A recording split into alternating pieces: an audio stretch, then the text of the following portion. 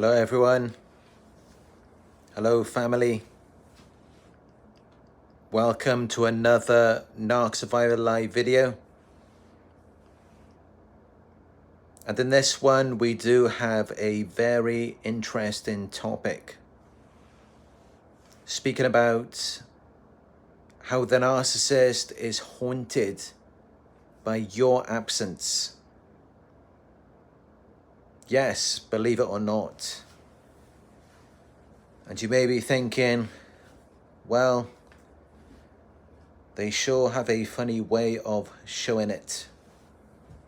After how they treated you, and how they just left you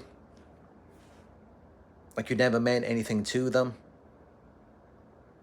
So of course you may be thinking, how could they be haunted by my absence or by anything that I have done or that they have done? You may be thinking that. And that is why I am here today to shed some light on this.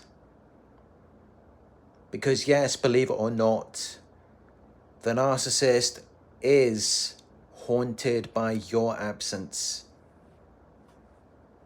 But keep in mind, this isn't so much to do with you. As we know, they do lack effective empathy, so they have the inability to feel what you feel, or to understand or share your feelings and experience. And by that I mean that these feelings that they feel are for themselves and they are not for you. Narcissists are shame-based people who are doing everything they can to avoid reflecting on their shame. And any action or behavior that a person commits, regardless of whether that person is a narcissist, sociopath, psychopath, or even someone with no personality disorder at all. Anyone who commits a certain action or behavior and it is bad or wrong, by doing that, it will carry a lot of guilt and shame. And this is something that a person cannot diminish or eradicate. It will carry on throughout their lives. And yes, narcissists are no exception to this rule. So by treating you in that way, it caused them to feel a lot of guilt and shame. Not so much remorse. They don't feel like they have to come back and correct anything with you. Or rather, they may feel that impulse, but they won't do it. Because instead, they will try to justify it. They will try to rectify their disturbed internal condition with external sources. And they may do this by just running away from it, running away from you, acting like nothing happened, acting like nothing was wrong that they did. But then you gotta look at it like, if this was a situation that you didn't really care about, why would you run off and do a smear campaign? Why is it so important for you to create this narrative and paint me in a bad light? If it doesn't affect you, if it doesn't bother you, then why would you care so much enough to do that? And that's how you've got to look at it. That's how you've got to think. But then also understand that it isn't really about you. It's their actions and the guilt and shame that is carried with that. They feel a lot of guilt and shame in response to how they have treated you. And it doesn't matter what they look like on the outside. It doesn't matter what they're trying to display to you. As I said, narcissists are no exception to this rule. And in fact, they may feel shame far more than a normal person. In fact, they do. They are shame-based people who are doing everything they can to avoid reflecting on their shame. So they feel shame a lot more than normal people do. And so they're going to respond to it in such an extreme way, to where it may make them want to abuse you even more. As I've spoken about in past videos, they have this shame, rage, abuse cycle. They feel shame as a result of their actions, and then they rage, and then they abuse you. And then because of the abuse, they feel more shame, and it just carries on again and again. So of course, they are haunted by your absence. Because while you're around, it's a lot easier for them to justify it. They can look at it like, well, if I'm so bad, why are you still here? Why didn't you leave? But then when you do leave, what can they tell themselves then? Because if there was nothing wrong, if you were happy, why would you go? Which makes it very difficult for them to cover up their shame. And then it resurfaces. And then that's why they go off and run a smear campaign. And they try to cause all sorts of problems for you to create this false narrative and justify their feelings of shame and their actions.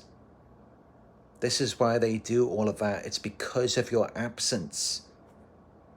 It's because you're not there. And then they're left to their own devices. They're forced to accept that something clearly went wrong, no matter how much they try to deny it or cover it up. Because it's like, why did you leave? Why didn't you stay with them? And of course, they're not completely blind. They are aware of that as well. It will cross their mind.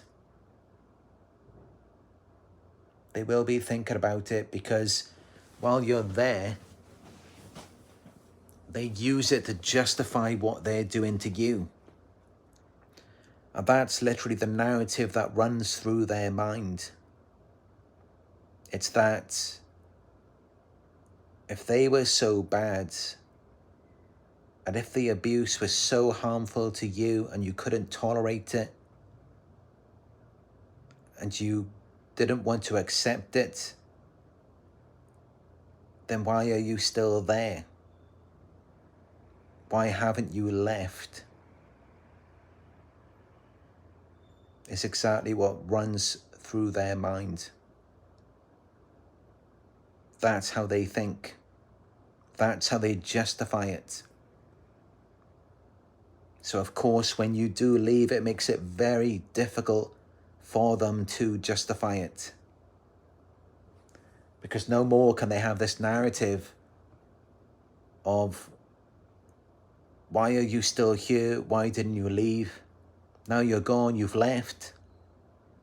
So what can they tell themselves now? They have to accept that their behavior is bad, abusive, wrong, intolerable, unacceptable. And naturally, that will resurface their shame. But even then, it's still all about themselves. They don't feel bad for you.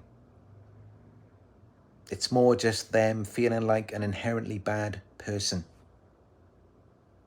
Because remember, they are narcissists. It's still all about them. And it will always be all about them. It's never going to be about you. And even in some situations where they do come back and try to love bomb you, Even then, it's not about you. Even when they're giving you fake apologies, false epiphanies, doing whatever they can to try to make you happy, even when they're doing all of that, it's still all about themselves. It's all about just trying to alleviate the guilt and the shame from feeling like what they did was wrong. And that guilt and shame is so strong. It's so powerful that sometimes, even if it ended bad and all of these things went wrong and they burnt the bridge, or they felt like you burnt the bridge with them, and they told all of these things about you to other people, they started a smear campaign. Despite all of that, they may still try to come back and love bomb you again and give you the false apology, the fake epiphanies. They may still come back and do that because if there's one thing that really plays in their mind and gets them more than anything else, even more than their false image and reputation, yes, believe it or not, there is something that has more power over a narcissist than their own perception of their image, reputation, and how people see them. There's something that has more power over them than that. And that is their feelings of shame, of feeling like they're bad, of feeling like they've done something wrong. Even if they can sustain this false image of themselves, they still have these feelings inside of them. And these feelings dictate their every action and behavior. It dictates the rest of their lives, whether they like it or not, because as we know, they do not self-reflect. They do not introspect. They do not look within to acknowledge the pain and the shame that they feel. So it runs their lives, and all they can do is try to manage people and the external environment in an attempt to tame it, in an attempt to suppress it and keep it down. Yes, the shame runs a narcissist's life, even more than their need to sustain their false image. The feelings of shame come before that. And in fact, that's the whole point of the false image to begin with. It's because they feel these feelings of shame.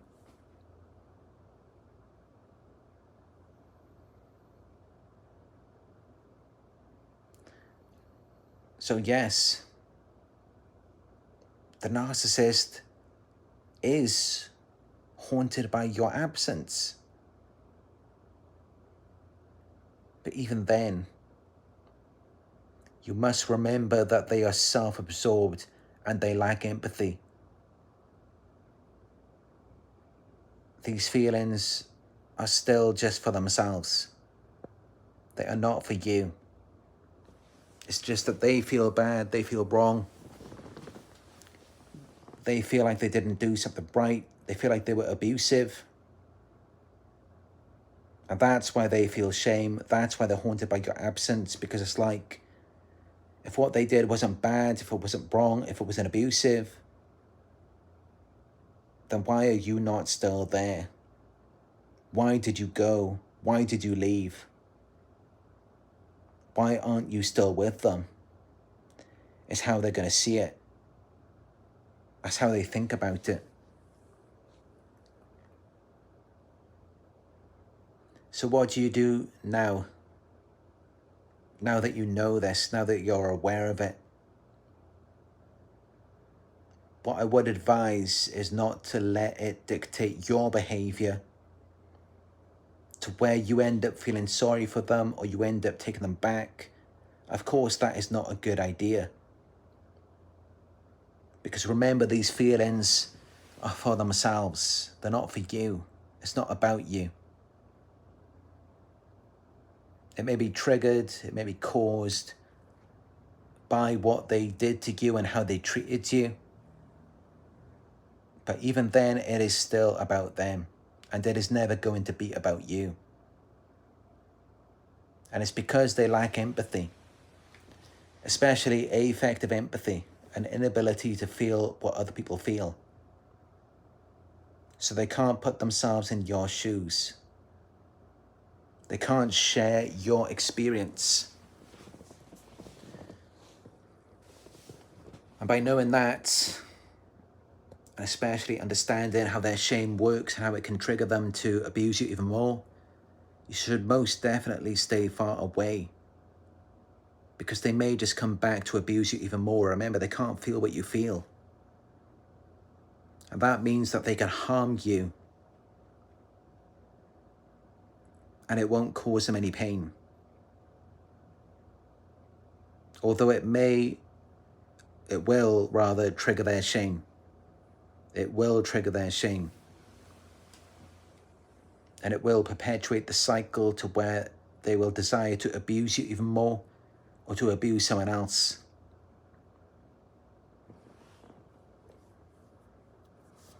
So definitely important things to be aware of. And I know a lot of people say that the narcissist will never be haunted or even think about anything that they've done to their victims. But this really isn't true at all. Narcissists are shame-based people. It's a shame-based disorder. With no shame, there is no disorder. And while they may be in denial, a lot of this is unconscious. As I said, these feelings of shame dictate their every thought, feeling, action, and behavior. It dictates the rest of their lives.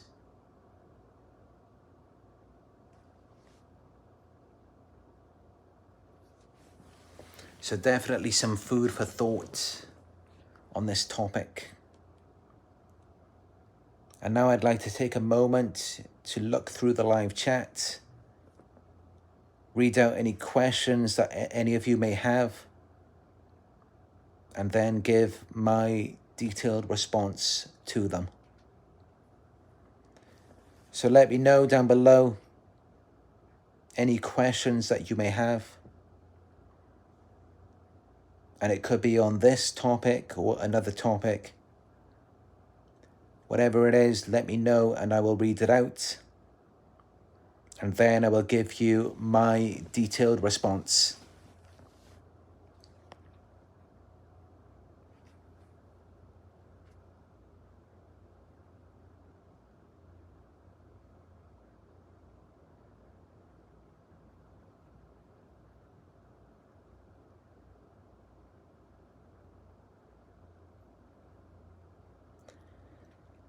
Aisha asks, is silent treatment multiple times indicative of a covert narcissist?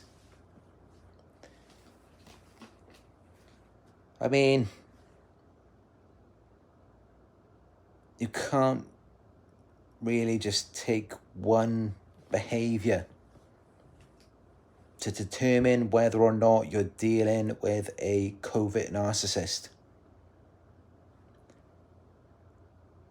But that's not to say that covert narcissists won't give their victims the silent treatment. Of course they will. That is indicative of a covert narcissist. But even then, there's got to be the other traits and behaviors as well. Although, yes, that is something a covert narcissist would do. Possibly they're more likely to do it than an overt narcissist.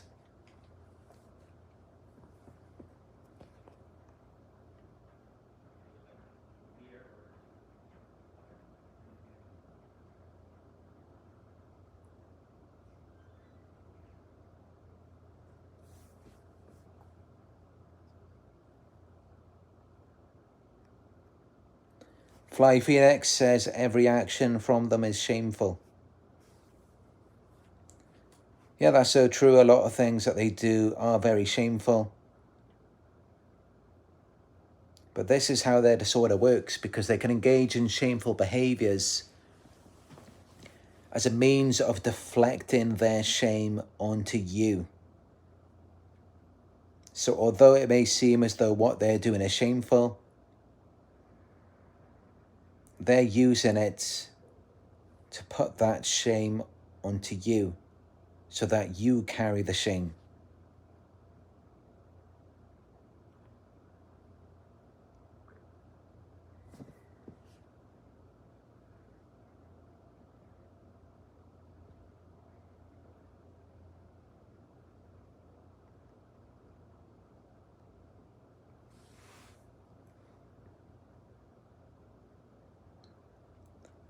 Asha asks, why do they always think they are always right and everyone else is wrong?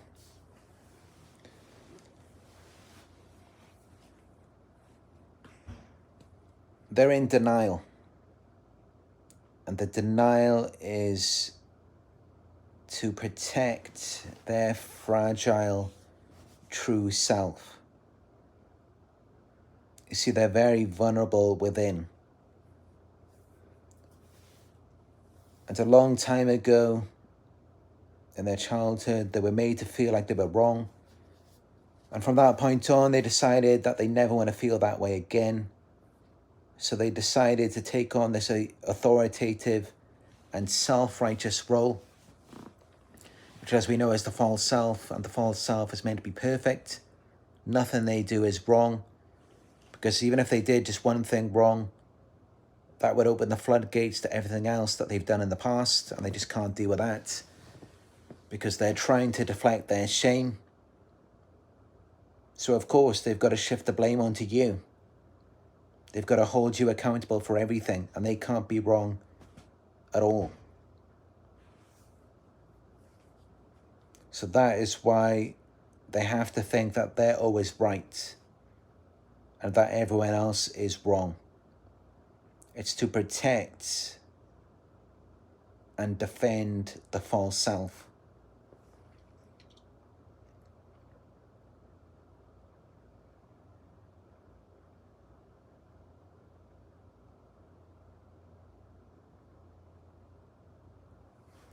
Jalen asks, is it unusual for a narcissistic person to come back if they said not to contact them anymore?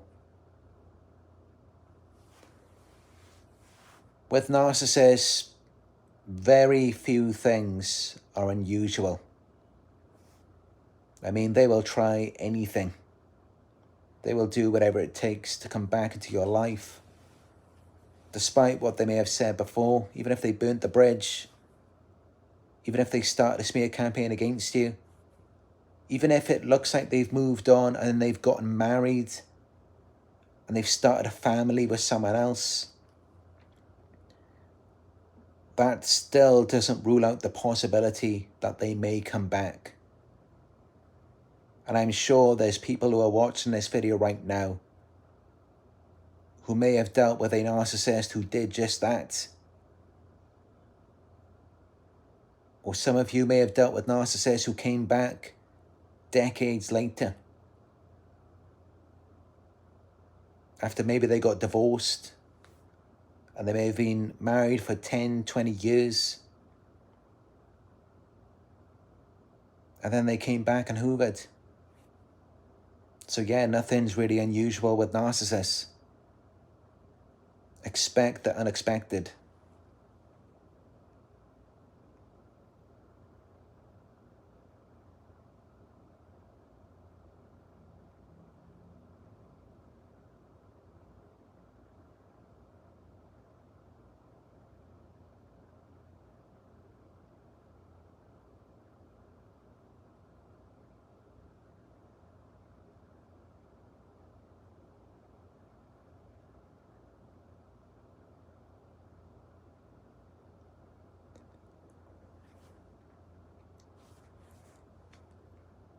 Rani asks, why are the narcissists addicted to disrupting your life after you leave all the narcissists behind? Again, that comes back to their denial and to protect and defend the false self. To do that, they have to create this false narrative about how you were wrong and something was wrong with you. Something was bad about you. And you caused all of these problems for them. So then they use that as justification to lash out at you. But all the while, this is just to protect and defend their false self. Because of what happened in their childhood, they felt like they were bad, they were wrong, and they never wanted to feel that way ever again. So now they have to be on the other end of it. They have to be the one who tells you what is right and wrong, and tells you what you're doing. So now they have to be the judge, jury, and the executioner. They have to be in denial to protect their fragile ego.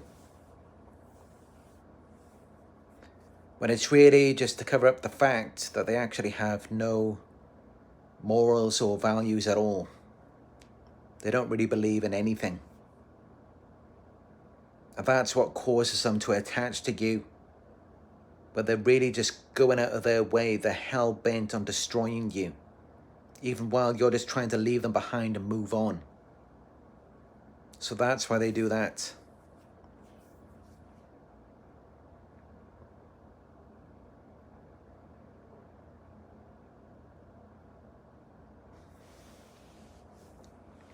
Lynette asks, how do you get help from their harassment from flying monkeys without you looking crazy? Flying monkeys can be difficult to deal with. I have done some videos on how to destroy the narcissist and their flying monkeys. So I definitely recommend checking those out. But yeah, these flying monkeys can be very dangerous. I would say that most flying monkeys, most gang stalkers, they tend to be mentally ill themselves. They're bound to have some cluster B disorder.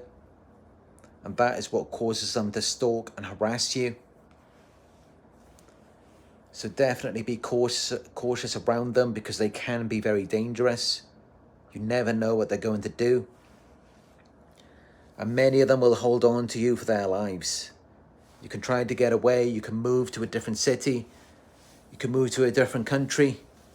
You can even move to the other side of the world, and they will still be on your case. They will not let you just move on and get away, because they've still got these unresolved feelings. That's the whole point of the false narrative. It's to cover up how they feel about themselves inside. It's to distract themselves from their emotional pain and from their shame as a result of what they have done to you. So that's all that it really is. They are in absolute denial. And if they weren't in denial, then they wouldn't be so narcissistic, and they would probably just leave you alone. So a lot of this is because of their denial and their justifications of the abuse.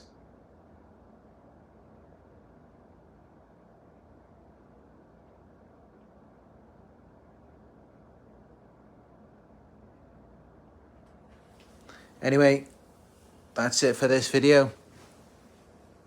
But I do hope that you found it helpful. And if you did, you can give it a thumbs up down below to show your support.